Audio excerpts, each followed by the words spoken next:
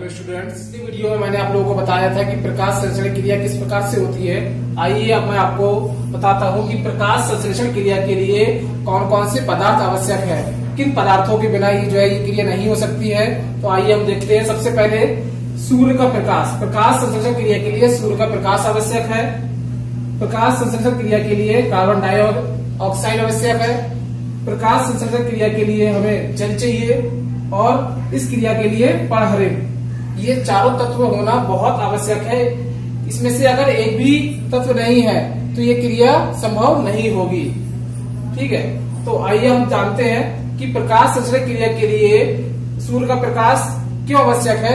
यह सिद्ध करने के लिए एक प्रयोग करके देखते हैं। तो सिद्ध कीजिए कि प्रकाश संश्लेषण क्रिया के लिए सूर्य का प्रकाश आवश्यक होता है।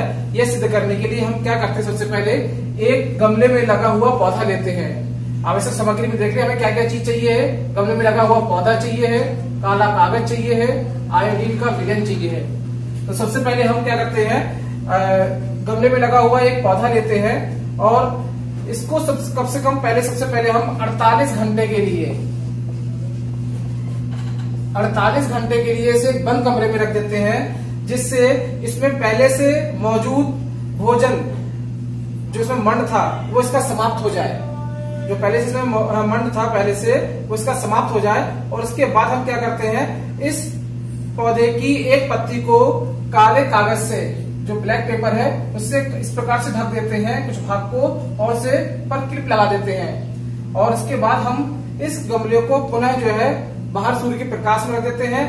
और कम से कम 6 घंटे के बाद हम देखते हैं कि जब प्रकाश संश्लेषण क्रिया हो जाती है, इसके बाद हम देखते हैं कि इस पत्ती में जो भाग खुला हुआ था, इसमें सूर्य का प्रकाश पड़ रहा था, उस पर तो प्रकाश संश्लेषण क्रिया होती है, लेकिन जो भाग ढका हुआ था उस पर प्रकाश संश्लेषण क्रिया नहीं हुई है।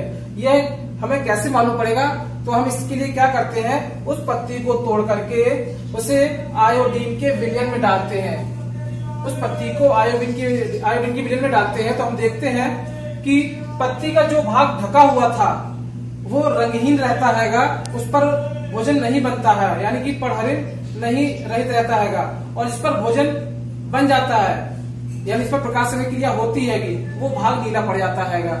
तो जो पराहरिण युक्त भाग था वो नीला पड़ गया, जिस पर भोजन नहीं बना, मंड रहित रहता हैगा, उस पर जो है वो भाग रंगहीन रहता हैगा।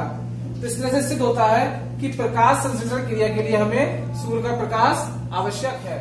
आइए अब देखते हैं कि प्रकाश संश्लेषण क्रिया के लिए कार्बन डाइऑक्साइड आवश्यक है या नहीं। इसके लिए हम एक प्रयोग करके देखते हैं कि सिद्ध कीजिए प्रकाश संश्लेषण क्रिया के लिए कार्बन डाइऑक्साइड आवश्यक है। इसके लिए हम क्या करते हैं, सबसे पहले उसी प्रकार एक गमले में लगा हुआ पौधा लेते हैं और उस पौधे को 48 घंटे के लिए कमरे में रख देते हैं। और कमरे में रखने के बाद हम देखते हैं कि उस पौधे का जो पहले से उसमें मंड था वो क्या हो चुका है, समाप्त हो चुका है। अब उस पौधे की एक पत्ती को हम एक बोतल में इस प्रकार फिट करते हैं कि उस कॉर्क में आधी पत्ती बोतल के अंदर आ जाए और आधी पत्ती जो है बाहर रहे। कॉर्क की सहायता से इस प्रकार से फिट करते हैं उस पत्ती को बोतल के अंदर कि आधी पत्ती जो है बोतल के अंदर रहे और आधी पत्ती बोतल के बाहर रहे। और बोतल के अंदर हम जो है कास्टिक पोटास यानी कि पोटेशियम हाइड्रोक्साइड KOH का एक विलयन लेते हैं। वो इसलिए लिया जाता है क्योंकि अगर बोतल में पहले से ही कार्बन डाइऑक्साइड मौजूद हो तो वो क्या करेगा, ये KOH इसमें पहले से मौजूद CO2 को समाप्त कर देगा, यानी अब बोतल के अंदर एक भी कार्बन डाइऑक्साइड गैस नहीं है। अब हम देखते हैं इसे उपकरण को करीब 5-6 घंटे बाद जब देखते हैं कि इसमें प्रकाश क्रिया हो चुकी है, अब इसके बाद ये देखते हैं कि इसमें भोजन बना या नहीं बना हैगा। तो पत्ती को हम अब बाहर निकालते हैं और देखते हैं इस पत्ती को आयोडीन की विलयन में डाल करके कि पत्ती का जो भाग बोतल के अंदर था जिसमें उसे कार्बन डाइऑक्साइड नहीं मिल पाई है, वो भाग रंगहीन रह जाता हैगा, क्योंकि उस भाग में जो है मंड यानी भोजन नहीं बना हैगा, इसलिए भाग वो कैसा रह जाता है, रंगहीन रह जाता हैगा। और जो भाग बाहर खुला हुआ था जिसे वायुमंडल से कार्बन डाइऑक्साइड मिल रही थी, उस भाग में प्रकाश संश्लेषण क्रिया हुई और उस भाग में मंड बना। इस वजह से वो भाग कैसा पड़ गया, नीला पड़ गया। तो इससे सिद्ध होता है कि प्रकाश संश्लेषण क्रिया के लिए हमें कार्बन डाइऑक्साइड की आवश्यक आवश्यकता होती है। बिना कार्बन डाइऑक्साइड के ये क्रिया संभव नहीं है। आइए अब देखते हैं कि प्रकाश संश्लेषण क्रिया में ऑक्सीजन गैस निकलती है। इसको सिद्ध करने के लिए हम एक प्रयोग करके देखते हैं। तो सबसे पहले इस प्रयोग के लिए हमें क्या क्या सामग्री चाहिए उसको ध्यान दें। हमें एक बीकर चाहिए, एक कीप चाहिए, एक परखनली चाहिए और कुछ जलीय पौधे, हाइड्रिला वगैरह जैसे कुछ पौधे ले सकते हैं हम लोग जो है। और इस कर्व को हम इस प्रकार से लगाते हैं कि जो जलीय पौधे हैं उसे कीप के अंदर ढक देते हैं और उसके ऊपर जो है जल से भरी हुई परखनली ऊपर इस कीप के ऊपर रख देते हैं और इस बीकर में जल भरा हुआ रहता है। तो हम देखते हैं कि और इस पूरे उपकरण को हम उठा करके धूप में सूर्य के प्रकाश में रख देते हैं। इसके अलावा हम इस जल में कुछ सोडियम बाइकार्बोनेट डाल देते हैं जिससे पौधों को कार्बन डाइऑक्साइड मिलती रहे। प्रकाश संश्लेषण क्रिया के लिए इन्हें कार्बन डाइऑक्साइड मिलती रहे। अब इसके बाद हम देखते हैं कि क्या होता है जब इसमें सूर्य का प्रकाश पड़ता है। तो जब इसमें प्रकाश संश्लेषण क्रिया करते हैं ये पौधे और प्रकाश संश्लेषण क्रिया के उपरांत जो है जब ये ऑक्सीजन मुक्त करते हैं तो ये ऑक्सीजन जो है बुलबुलों के रूप में इस प्रणाली में ऊपर इकट्ठा होना प्रारंभ हो जाती है और जो प्रणाली का जो जल था वो नीचे गिरना प्रारंभ हो जाता है। इस प्रकार ये ऑक्सीजन गैस जो है इस प्रणाली में एकत्रित होती चली जाती है और उसके बाद हम पता लगाते हैं कि वाकई में इस प्रणाली में जो है ये ऑक्सीजन गैस है या कोई अन्य गैस है। तो इसके लिए हम क्या करते हैं, हम प्रणाली को हटा करके प्रणाली के मुंह पर एक जलती हुई माचिस की तीली ले जाते हैं। तो हम देखते हैं कि वो माचिस की तीली और तेजी से जलने लगती है। यानी इससे सिद्ध होता है कि उस प्रणाली के अंदर जो है ऑक्सीजन गैस थी जिसने आग को और तेज कर दिया। तो इससे सिद्ध होता है कि प्रकाश संश्लेषण क्रिया में ऑक्सीजन गैस निकलती है। स्टूडेंट्स, आइए हम अगला प्रयोग देखते हैं जिसमें सिद्ध कीजिए प्रकाश संश्लेषण के लिए पढ़हरिम आवश्यक है, यानी क्लोरोफिल की आवश्यकता होती है। इसके बिना प्रकाश संश्लेषण क्रिया संभव नहीं है। यह सिद्ध करने के लिए हम क्या करते हैं, क्रोटन या कॉलियस की पत्ती लेते हैं। क्योंकि इनकी पत्तियां चितकबरी होती हैं तो हम इन पत्तियों को लेते हैं। यानी चितकबरी का मतलब होता है कि इसके कुछ भाग हरे होते हैं, कुछ भाग जो है अलग कलर के होते हैं।